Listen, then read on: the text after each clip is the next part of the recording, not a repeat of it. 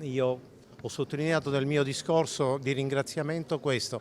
Ovviamente sono onorato per questo riconoscimento che attribuisco più ai meriti della squadra che ho avuto l'onore di dirigere che alla mia persona. E però quello che ho voluto sottolineare è che al di là di questo la cosa che per me è più importante, quella che è destinata a durare nel tempo, è l'attenzione che a mio avviso con questa scelta il nostro commissario straordinario ha voluto dare come indirizzo. Nella nostra città il problema principale è quello del recupero della legalità, perché la legalità, solo la legalità che consente di promuovere uno sviluppo sociale sano, che consente di eliminare queste sacche di emarginazione, che consente di dare un futuro ai nostri giovani. Io credo che, lo dissi quando mi insediai in questa mia incarico, nella città c'è una grande sete di giustizia e c'è anche una grande sete di poterla vivere questa amministrazione della giustizia in prima persona.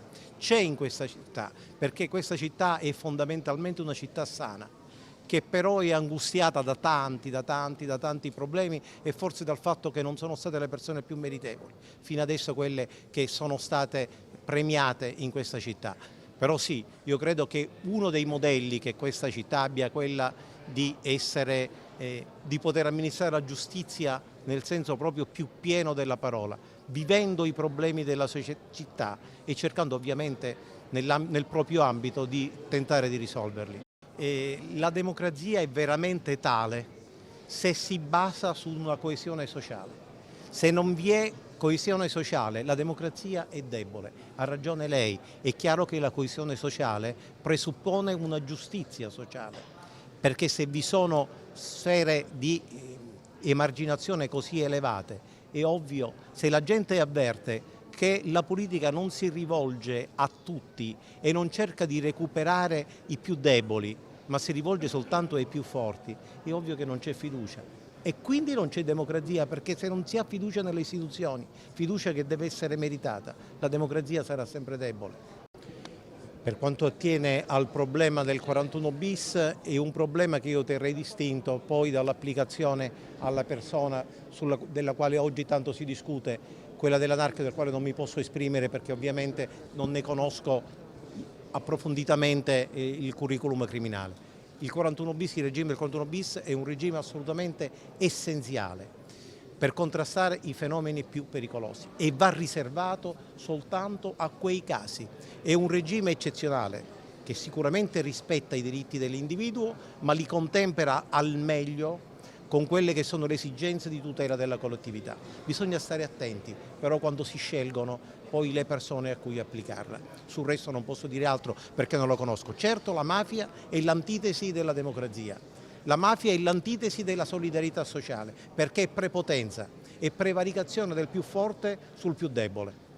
Nella lotta alla mafia l'intercettazione come l'utilizzo dei collaboratori di giustizia è fondamentale e imprescindibile, ma io non credo che sia oggetto di discussione l'utilizzazione delle intercettazioni, anche di quelle più invasive, nell'ambito del contrasto alla mafia. Il punto vero su cui bisogna appunto riflettere è se questo debba essere l'unico campo. Io ritengo di no.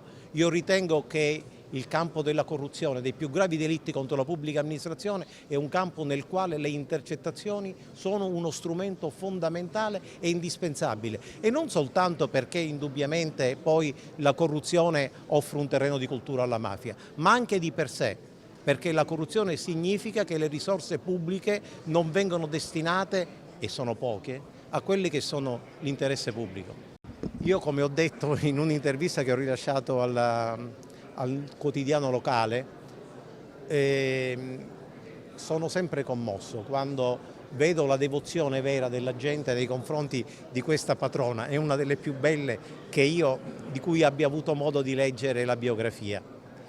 E però al tempo stesso io mi indigno quando vedo che accanto alla devozione vi sono anche altri momenti, altri sentimenti che nulla hanno a che fare con la devozione, anzi al contrario a volte sono antitetici rispetto alla devozione. Questo mi indigna perché la città nostra è bella, la nostra santa l'ha amata questa città, e allora un devoto non può oltraggiare questa città deturpandola e lasciandovi segni che sono veramente poco dignitosi.